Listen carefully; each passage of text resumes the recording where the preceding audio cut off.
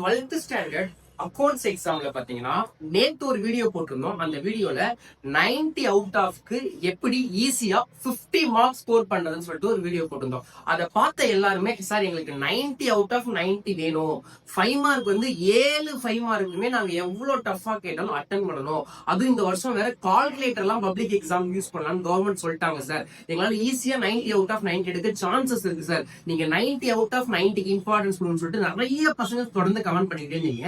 அது மட்டும் important 5 marks கொடுங்கன்னு கேட்டிருந்தீங்க. உங்களுக்கான வீடியோ தான் இந்த வீடியோ. வாங்க 12th ஸ்டாண்டர்டுக்கு உங்களுக்கான 7 5 மார்க்கையும் 35 அவுட் ஆஃப் 35 7 5 மார்க்கையும் கிளியரா அட்டன் பண்ணணும்னா நாங்க சொல்ற சாப்டர்ஸ்ல இருக்க நாங்க சொல்ற சம்ஸ் மட்டும் நீங்க ஒர்க் அவுட் பண்ணாலே போதுமானது. உங்களால கண்டிப்பா கொஸ்டின் பேப்பர் எவ்வளவு டைட்டா கேட்டாலும் 7 5 மார்க் கண்டிப்பா அட்டன் பண்ண முடியும். கொஸ்டின் நம்பர் 41ல இருந்து 47 வரை வரக்கூடிய அந்த 5 மார்க்கை கிளியரா உங்களால அட்டன் பண்ண முடியும். அதுக்கப்புறம் சார் எங்களுக்கு எப்படியாவது 90 அவுட் ஆஃப் 90 வேணும் சார், நாங்க சென்டம் எடுத்தே ஆகணும் அப்படின்றது உங்களுக்காக தான்.